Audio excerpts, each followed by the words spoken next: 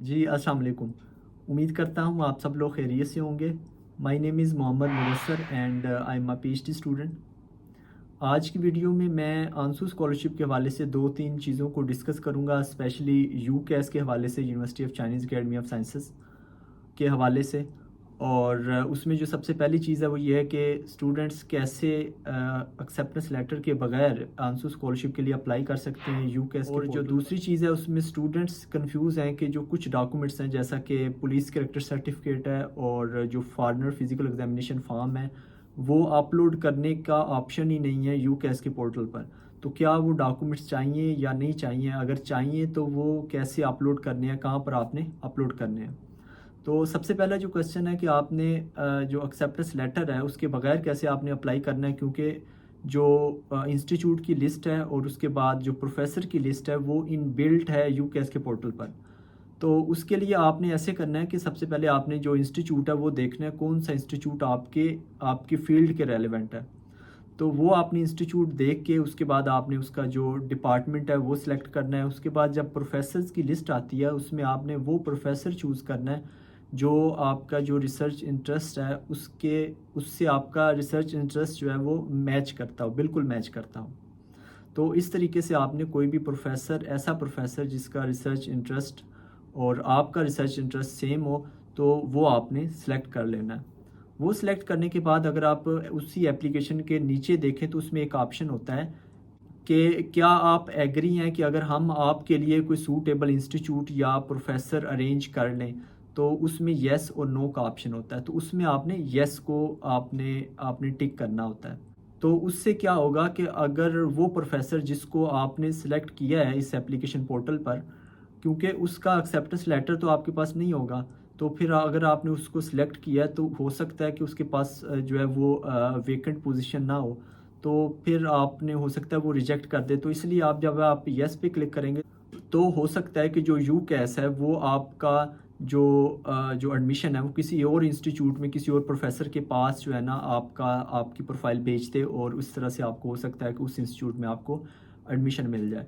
तो इस तरीके से आप अपना जो एक्सेप्टेंस लेटर के बगैर अपनी एप्लीकेशन सबमिट कर सकते हैं। और उसके अलावा मैं आपको ये भी बता दूं कि अगर आपके पास एक्सेप्टेंस लेटर है तो वेल एंड गुड। अगर आपके पास एक्सेप्टेंस लेटर नहीं है तो आपके पास 15 फरवरी तक का टाइम है।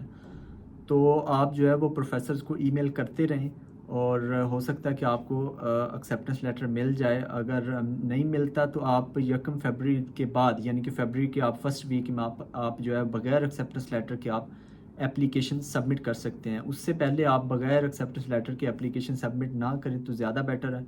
आप जो है वो ट्राई करें ज़्यादा से ज़्यादा प्रोफेसर्स को ईमेल करने की। अगर आपने ईमेल कर चुके हैं तो फिर उनको रिमाइंडर ईमेल दें। जो दूसरा क्वेश्चन था कि इसमें जब आप यूकेएस की एप्लीकेशन सबमिट करते हैं तो उसमें कुछ डॉक्यूमेंट्स का ऑप्शन ही नहीं है कि जो कि आप अपलोड कर सकते हो। तो ये बिल्कुल जो है ना वो डॉक्यूमेंट्स आपको नहीं चाहिए जिसका ऑप्शन ही नहीं है, जैसा कि पुलिस करेक्टर सर्टिफिकेट है, उसके अलावा फॉरेनर फिजिकल एग्जामिनेशन फॉर्म है, ये बिल्कुल नहीं चाहिए। जो ऑप्शन जो उन्होंने दिए हुए हैं डॉक्यूमेंट्स अपलोड करने की ऑप्शन है, आपको सिर्फ वही डॉक्यूमेंट चाहिए। उसमें 5 डॉक्यूमेंट्स जो हैं वो कंपलसरी हैं और 3 जो हैं वो कंपलसरी नहीं हैं।